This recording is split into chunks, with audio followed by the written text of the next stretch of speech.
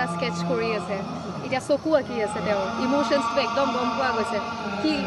কেনেকুৱা ফিলিং হৈছে এনেকুৱা এটা পেইণ্টিং তেওঁৰ শ্ৰাদ্ধৰ দিনাখন বনাই আছে কি ভাবি আছে একচুৱেলি যেতিয়া সি জীৱিত আছিল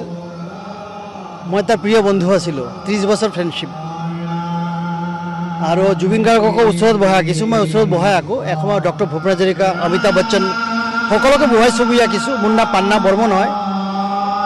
ৱৰ্ল্ড ৰেকৰ্ড কৰিছোঁ মই 3গৰাকী মিছ ৱৰ্ল্ডক ওচৰত বহাই আঁকিছিলোঁ আমেৰিকাত থাকোঁতে টাইটানিক ফিল্মৰ হিৰইনক বহাই আঁকিছিলোঁ জুবিন গাৰ্গ মোৰ ঘৰত আহিছিল মই তাৰ ঘৰত আহিছিলোঁ গোটেই ৰাতি বহি আছিলোঁ আড্ডা মাৰিছিলোঁ যেতিয়া মোৰ চকু বেয়া হয় সেই 30,000 টকা দি হেল্প কৰিছে মোৰ আগতে সি পইচা বান্ডেল ৰাখে আৰু পাব্লিকক হেল্প কৰি চেছ কৰি দিয়ে একেলগে ঘূৰি ফুৰোঁ মোতকৈ 4 বছৰ সৰু গৰিমাৰ লগতে ভাল 30 বছৰ ফ্ৰেণ্ডশ্বিপ 30 বছৰ হৈ গ'ল আজি যিটো হৈছে এইটো মানে যেতিয়া শুনিছোঁ মোৰ মানে চবৰে হৈছে কান্দন ওলালে আৰু শুব পৰা নাই ভালকৈ আৰু বহুতে এইটো যিটো হৈছে মানে কোনো অসমবাসীয়েও শুব পৰা নাই ময়ো শুব পৰা নাই আৰু বিশেষকৈ মোৰ তো পাৰ্চনেল ফ্ৰেণ্ডশ্বিপ আছিল তো ভিতৰত অন্তৰংগ বন্ধু তাৰ লগত কোনো স্বাৰ্থ দোষী নাছিল মই চিত্ৰশিল্পী সি ছবি গান গায় কোনো প্ৰডাকশ্যন লৈ কিবা ডিলিং কোনো একো নাছিল কি খবৰ হয় তো ক'ত যাবি এতিয়া যাব নালাগে মোৰ ঘৰত ব'ল তো এনেকুৱা ফ্ৰেণ্ডশ্বিপ আছিল এটা আজি যিটো হৈছে এইটো মানে ঈশ্বৰক ক্ষমা নকৰে আপুনিটো ফিল কৰে ন কি তেখেতৰ মৃত্যুত কিবা এটা নেগলিজেন্স আছিল 100% তেওঁৰ মেনেজাৰ গৈছিলে যদি তেওঁ ভালকে চোৱা নাই ভিডিঅ' সবুত না ভিডিঅ'ৰ ওপৰত একোৱেই নাই যিজন ভিডিঅ' কৰিছে তাক মই ধন্যবাদ দিম নহ'লে ক্ৰিমিনেল ধৰা নপৰিলেহেঁতেন ইমান জলদি কাৰণ ইয়াতে বহুত আছে অংক এতিয়া আমি ক'লে মানুহ বেয়া পাব কিন্তু জুবিনক মই এটাই কথা ক'ম মহাপুৰুষ আহিলে মানুহ শত্ৰুতা কৰি মাৰি পেলাই যীশুখ্ৰীষ্টক যেতিয়া মাৰিছিল তেতিয়াও যীশুখ্ৰীষ্ট গম পাইছিল যে তাক মাৰিব আৰু কৈছিল যে God please excuse them they does not know' what they are doing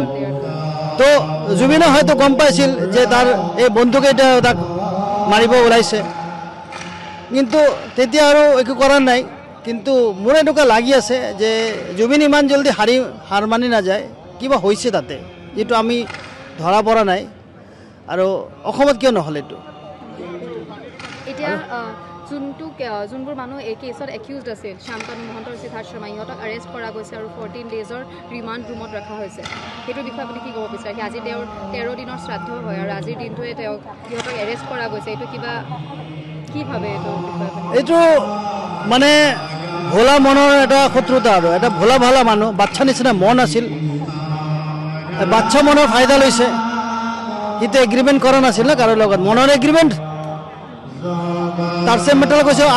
শ্মশানত এগ্ৰিমেণ্ট কৰিম কাৰণ মনৰ লগত ৰিলেশ্যন আছে কিহৰ এগ্ৰিমেণ্ট আকৌ সেইটোৱে ফাইদা লৈছে আজি ইহঁতে এৰেষ্ট কৰা হৈছে ইহঁতক এৰেষ্ট কৰা গৈছে একদম এক্সকিউজ কৰিব নালাগে শ্যামকানু মহন্ত এনেও মোক নৰ্থ ইষ্ট ফেষ্টিভেলত ফাৰ্ষ্ট টাইম লৈ গৈছিল জুবিনক লৈছিল মোকো লৈছিল তো মই কৈছোঁ জুবিন সকলোকে তুমি পে'মেণ্ট কৰিবা মডেলকেইটাকো পে'মেণ্ট কৰিবা মোক নকৰা কয় আপোনাক মই খালি হেৰি দিম ফ্লাইটৰ ফেয়াৰ দিম খালি যোৱাটো বাকী আপোনাৰ হাতত যাদু আছে তাতে মানুহ বহাই আঁকিব পইচা কামাই ল'ব তো দিছ ইণ্ডাষ্ট্ৰিজ তো মই 27,000 কামালোঁ আৰু ফ্লাইটতে আহিছোঁ শ্যামকানু মহন্তৰ দাদা সেইদিনা মাতিছিল 1 মাহ আগতে তেখেতৰ মাকৰ ছবি অঁকাৰ কাৰণে সেইটো অঁকাৰ পিছতে হোৱা ছবি কৈছে হোৱা নাই মানে এনেকুৱা লাগে যে পৃথিৱীৰ মানুহবোৰ পইচালৈ ওপৰত যাব স্বৰ্গত আৰু এইটোৱে প্ৰমাণ হ'লে আজি জুবিনৰ কাৰণে লক্ষ লক্ষ মানুহ কান্দি আছে কিয় তেনেকুৱা পজিশ্যন বনাইছে তেনেকুৱা আৰু মানুহ আপোন টকা পৰ যিমান পাৰ মানুহ ধৰ আমাৰ সৎসংগত কৈছে এনেকুৱা সৎসংগৰ গুৰুদেৱে কয় তো আৰু ৰামকৃষ্ণ পৰমহংসদেৱেও কৈছে টকা পৰ মানুহ আপোন তো কথা হ'ল যে জুবিন গাৰ্গে এইটো দেখাইছে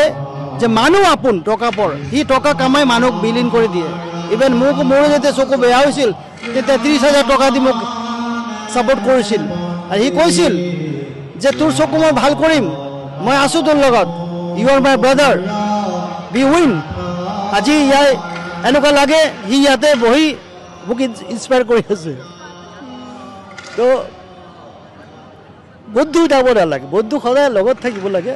মই ক'ৰবাত লগ পাম তাৰ লগত, আকৌ লগ পাম, কাৰণ তাৰ লগত কোনো স্বাৰ্থ ৰিলেশ্যন নাছিল। জুবিন মানে গৰিমা এইটো জানে। কমলাতো লৈ গৈছিল সি মোক, 3 দিন আছিলোঁ। মই তেতিয়া নিৰামিষ ভোজী হৈ গৈছোঁ। তেতিয়া কয় কি নিৰামিষ ভোজী হৈছ, তই মাছ মাংস খাব লাগে। মানে মই এটা ধৰ্ম লৈছোঁ, মই নিৰামিষ খাম কাৰণ মোৰ চকু বেয়া হৈছে। কয় সৰু মাছ খা, চকু ভাল হৈ যাব। আৰু ঈশ্বৰ এনেকুৱা কিবা তাতে মই এটা হোটেল পালোঁ, তাত নিৰামিষ খালোঁ। জুবিনে কৈছে কিমান বিল হৈছে, কয় 250 হৈছে। 500 টকা লৈ যা তই। তো তাৰ মনটো এনেকুৱা মন প্ৰত্যেকজন নাগৰিকৰ হ'ব লাগে। অসম কিয় বিখ্যাত জানে? অসমৰ মানুহৰ মন ডাঙৰ। পৃথিৱীত অসমৰ মানুহ চবতকৈ বেষ্ট। মই আমেৰিকাত আছিলোঁ, বম্বেত আছিলোঁ, গোটেই বিশ্ব ঘূৰিছোঁ, কিন্তু অসমৰ নিচিনা মানুহ নাই। আৰু জুবিন গাৰ্গৰ নিচিনা সকলোৰ হ'ব লাগে যে পইচা কামাওক, কিন্তু অলপ 10% বা 20% দান দক্ষিণা কৰিব লাগে। দান দক্ষিণা কৰিলে একদম স্বৰ্গপ্ৰাপ্ত নহয়। আৰু ছিচৰাগিৰি কৰি পইচা নাথাকে। আজি জেলৰ ভাত খাইছে কিয়? ই এক্সট্ৰিম পইচাৰ লালচ হৈছিল, যাৰ কাৰণে এইবোৰ কৰিব নাপায়। মানুহ প্লেন থাকিব লাগে, দিলদাৰ থাকিব লাগে, যিমান দিন বাচে মানুহৰ লগত মিলি জুলি থাকিব লাগে। বিশেষ আৰু নকওঁ, মই ক'ব নাজানো, কিবা ভুল ভ্ৰান্তি হ'লে ক্ষমা কৰিব।